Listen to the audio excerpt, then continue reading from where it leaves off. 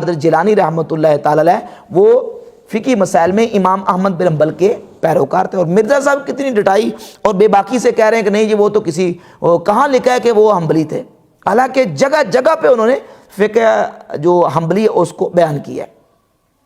اور لیکن اس کے ساتھ ساتھ حضور سیدنا غوث پاک سرکار رحمۃ اللہ علیہ نے امام احمد بن حنبل کا پیروکار ہونے کے باوجود جب امام اعظم ابو حنیفہ کا تذکرہ کیا ہے غنیۃ طالبین کی جلد نمبر 2 کے صفحہ نمبر 85 پر، تو اس انداز سے وہ لکھتے ہیں صفحہ 85 پر حضرت امام ابو حنیفہ رحمۃ اللہ کا تذکرہ کرتے ہوئے فرماتے ہیں کہ وَهُوَ مذہب الامام الاعظم ابی حنیفہ النعمان رحمہ اللہ تعالی. امام ابو حنیفہ کا تذکرہ کرتے امام ابو حنیفہ کو امام اعظم قرار دیتے ہیں اور فقہی مسائل میں وہ ایک رعایت دیتے ہیں. اور پھر یہ اعتراض بھی کیا جاتا ہے کہ آپ فقہ میں پھر جو نا وہ امام احمد بن حنبل کے پیروکار کیوں نہیں بن جاتے. تو بات یہ کہ حضرت غوث پاک سرکار رحمۃ اللہ تعالی علیہ وہ فقہ میں امام احمد بن حنبل کے پیروکار ہیں، جبکہ ہم احناف فقہ میں امام اعظم ابو حنیفہ رحمۃ اللہ کے پیروکار ہیں. ہم نے تصوف شیخ عبد القادر جیلانی رحمۃ اللہ علیہ سے سیکھا ہے اور فقہ میں ہم امام ابو حنیفہ رحمۃ اللہ کو فالو کرتے ہیں. جس طرح ایک اسٹوڈنٹ، ایک طالب علم سکول میں جاتا ہے، کالج میں جاتا ہے، مختلف سبجیکٹس ہوتے ہیں، مختلف مضامین ہوتے ہیں اور مختلف مضامین کے مختلف ٹیچر ہوتے ہیں. ایک ٹیچر سے آپ میتھ سیکھتے ہیں، ایک سے آپ جو نا وہ انگلش سیکھتے ہیں، ایک سے آپ اردو سیکھتے ہیں، ایک سے اسلامیہ سیکھتے ہیں. تو ظاہر ہے کہ جس شعبے کا ٹیچر آپ کا ہوگا آپ اس شعبے میں اپنے اس ٹیچر کو فالو کریں گے. تو دین کے ان علوم کے متنوع ہونے کی وجہ سے دیکھیں علم حدیث بھی دین کا علم ہے، علم فقہ بھی دین کا علم ہے، علم تصوف بھی دین کا علم ہے. تو جب ہم تصوف کی بات کرتے ہیں تو تصوف میں ہم امام شیخ عبد القادر جیلانی رحمۃ اللہ کو فالو کرتے ہیں، اور جب فقہ کی بات آتی ہے تو فقہ میں ہم امام اعظم ابو حنیفہ رحمۃ اللہ علیہ کو فالو کرتے ہیں. اور پھر جو مرزا نے نماز کا طریقہ شیخ عبد القادر جیلانی رحمۃ اللہ کے حوالے سے پیش کیا اس کو پورا مرزا سے اڈاپٹ کرتے ہیں اور ڈنڈی ماری. اس میں یہ دیکھیں انہوں نے صفحہ نمبر 19 پر جہاں نماز کا طریقہ بیان کیا ہے، صفحہ نمبر 19 پر نماز کا طریقہ بیان کرتے ہوئے لکھتے ہیں کہ وَوَضْعُ الْيَمِينِ عَلَى الشِّمَالِ تحت السُّرَّةِ، جب نماز پڑھے تو اپنے دائیں ہاتھ کو بائیں ہاتھ کے اوپر رکھے، تحت السُّرَّہ ناف کے نیچے. اب یہ ناف کے نیچے ہاتھ رکھنے کا نظریہ کن کا ہے؟ امام احمد بن حنبل رحمۃ اللہ کا ہے. اور یہی امام اعظم ابو حنیفہ رحمۃ اللہ کا موقف ہے کہ وہ نماز میں ناف کے نیچے ہاتھ باندھنے کے قائل ہے. مرزا صاحب کہتے ہیں بخاری مسلم سے لے کے ہیں. اب مجھے بتائیں کہ یہ جو مسئلہ ہے یہ بخاری مسلم سے ہے، یہ نماز کا طریقہ بخاری مسلم سے ہے. اور پھر انہوں نے جو طریقہ نماز کا جس طریقے انداز سے لکھا ہے، انہوں نے پہلے سب سے نماز کے ارکان بیان کیے. 15 ارکان ہیں، نماز کے 9 واجبات ہیں، نماز کے 14 جو سنتیں ہیں، اور اسی طرح انہوں نے لکھا ہے کہ 25 حید کی سنتیں انہوں نے اس طریقے سے بیان کی ہیں. جبکہ غیر مقلدین کیا اس چیز کو فالو کرتے ہیں، اس چیز کو تسلیم کرتے ہیں. تو یہ ایسے ہی بالکل بے تکی سی باتیں اور مغالطے دینے کی مرزا صاحب نے کوشش کیا. اور پھر اسی کلپ میں اور اسی بیان میں مرزا انجینئر نے کہا جی کہ یہ جو بریلوی حضرات ہیں یہ شیخ عبد القادر جیلانی کی کتاب کا انکار کرتے ہیں، حالانکہ ہمارے امام اعلیٰ حضرت امام احمد رضا بریلوی رحمۃ اللہ علیہ نے فتاوی رضویہ میں یہ تسلیم کیا ہے کہ یہ کتاب شیخ عبد القادر جیلانی رحمۃ اللہ کی کتاب ہے.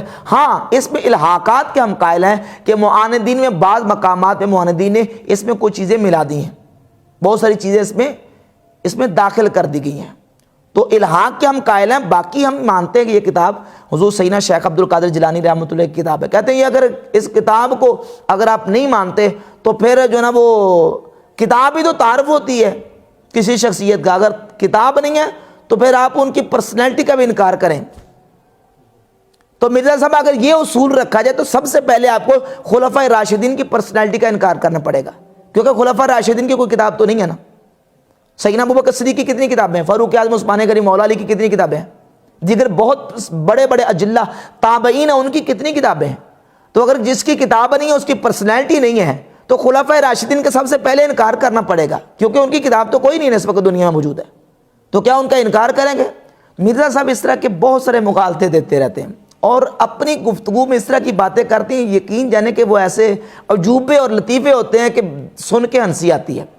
مثال کے طور پہ کہتے ہیں اسی کلپ میں مرزا صاحب کہتے ہیں کہ شیخ عبد القادر جیلانی کے بارے میں امام ابن تیمیہ نے لکھا ہے کہ ان کی کرامات تواتر سے ثابت ہیں. حالانکہ یہ صرف ابن تیمیہ نے لکھا، بہت سارے علماء محدثین، حافظ ذہبی نے بھی لکھا ہے، ابن رجب حنبلی نے بھی لکھا ہے کہ ان کی کرامات تواتر سے ثابت ہیں. اب لطیفے کی بات یہ سمجھیں کہ مرزا صاحب کہتے ہیں کرامتیں تواتر سے ثابت ہیں. اگر کرامات تواتر سے ثابت ہیں تو جن کی کرامتیں تواتر سے ثابت ہیں ان کی شخصیت تواتر سے ثابت نہیں ہے. اب یہ کہنا کہ ان کی کتاب ہی ان کا تعارف ہے، کتاب نہیں ہے تو پرسنالٹی نہیں ہے. جن کی کرامات تواتر سے ثابت ہیں ان کی شخصیت تواتر سے ثابت نہیں ہے، کیا ان کی شخصیت کتاب سے ہی ثابت ہے؟ تو شیخ عبد القادر جیلانی رحمۃ اللہ تعالی علیہ نے نماز کے حوالے سے جو مسائل بیان کیے ہیں وہ سارے فقہ حنبلی کے مطابق بیان کیے ہیں. اب دیگر جتنے مسائل ہیں صرف یہ پہلا چیپٹر فقہ کا نہیں ہے، باقی اگلے جو فضائل اعمال کے حوالے سے انہوں نے چیپٹر قائم کیا. مثال کے طور پہ غنیۃ طالبین میں، اسی غنیۃ طالبین کی جلد نمبر 2 کے صفحہ نمبر 193 پہ حضور سید شیخ عبد القادر جیلانی رحمۃ اللہ علیہ نماز کے حوالے سے قرات کا مسئلہ بیان کرتے کہتے ہیں کذالک ان کان ماموما ینصت الی قراءۃ الامام، اگر کوئی بندہ مقتدی ہے تو وہ امام کے پیچھے خاموش رہے، ویفہمھا، اور جو امام قرات کرتا اس کو سمجھے، امام کے پیچھے قرآن نہ پڑھے. اسی طرح ناف کے نیچے ہاتھ باندھنے کا بھی صفحہ نمبر 19 پہ انہوں نے بیان کیا. وطر کتنے پڑھے جائیں، جلد 2 کے صفحہ نمبر 25 پر انہوں نے لکھا ہے کہ وطر 3 پڑھے جائیں. نماز تراویح کتنی پڑھنی چاہیے، صفحہ نمبر 25 پر لکھا ہے کہ نماز تراویح 20 رکعت 20 رکعتیں ہیں. تو اس طریقے سے نماز کے جتنے جو مسائل ہیں انہوں نے فقہ حنبلی کے مطابق اس کو بیان کیا. اسی گفتگو میں مرزا صاحب کہتے ہیں جی کہ شیخ عبد القادر جیلانی نے کتاب لکھی ہے فتوح الغیب، بڑی سخت توحید اس میں بیان کی ہے. اس کو آپ پڑھیں تو آپ کہیں کہ یہ وہابیوں کی کتاب ہے، یا یہ کہ مرزا صاحب کہتے ہیں کہ آپ کہیں گے کہ یہ تو وہابی ہو گیا اس کتاب کو پڑھنے سے.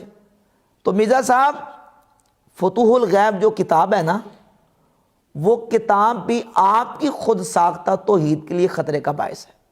جس کو آپ کہتے ہیں کہ بڑی اس میں توحید سخت بیان کی گئی ہے، جس میں سخت توحید بیان کی گئی نا، اس میں سے میں آپ کے سامنے ایک حوالہ پیش کر دیتا ہوں جس کو آپ پڑھ کے اور سن کے آپ کے جتنے ہے نا ماننے والے وہ کہیں گے کہ یہ تو بڑی سخت توحید ہے، بلکہ آپ کی اس خود ساختہ توحید کو اس سے خطرہ پڑ جائے گا. یہ دیکھیے صفحہ نمبر 35 پر 16واں مقالہ شیخ عبد القادر جیلانی رحمۃ اللہ علیہ فرماتے ہیں ثم یرد علیک التکوین، جب تو مانوی موت مر جائے گا اور مرنے سے پہلے مر جائے گا تو فرماتے ہیں ثم یرد علیک التکوین، پھر تکوین تجھ پر لٹائی جائے گی، تیرے اوپر لٹائی جائے گی.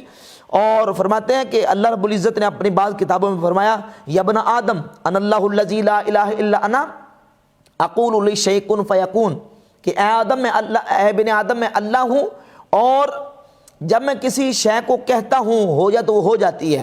اطعنی اجعلک تقول للشیء کن فیکون، تو میری اطاعت کر تو بھی ہو جائے گا، میں تجھے بنا دوں گا. جب تو کسی شے کو کہے گا کن فیکون تو وہ ہو جائے گی. اب یہ بندے کو اللہ تعالیٰ اپنے ولی کو یہ اختیار دیتا ہے. شیخ عبد القادر جیلانی نے اسی کتاب میں لکھا ہے جس کے بارے میں آپ کہتے ہیں بڑی سخت توحید بیان کی، اس میں جس میں سخت توحید بیان کی ہے نا، اس کتاب کے مقالہ نمبر 16 میں لکھتے ہیں کہ بندے کو اللہ یہ مقام دیتا ہے کہ جب بندہ اللہ کی اطاعت کر کے اس مقام پہ کھڑا ہو جاتا ہے پھر اللہ فرماتا ہے میں تجھے بنا دوں گا کہ تو بھی کسی شے کو کن کہے گا تو وہ ہو جائے گی. اور فرماتا ہے قد فعل ذلک بکثیر من انبیائہ و اولیائہ و خاصہ من بنی آدم، اللہ تعالیٰ نے یہ معاملہ اپنے کثیر نبیوں سے، ولیوں سے اور ابن آدم کے بہت سارے خاص لوگ ہیں جن کے ساتھ اللہ تعالیٰ نے یہ معاملہ فرمایا. اور اسی کتاب کے صفحہ نمبر 19 پر جس میں سخت توحید بیان کی گئی ہے، ولیوں کی شان بیان کرتے لکھتے ہیں مقالہ نمبر 4 فرماتے ہیں بکتن کشف الکروب، اے اللہ کے ولی بندے جب تو بندہ اللہ کا مقرر بن جائے گا تیرے ذریعے سے مصیبتیں اور پریشانیاں دور کی جائیں گی.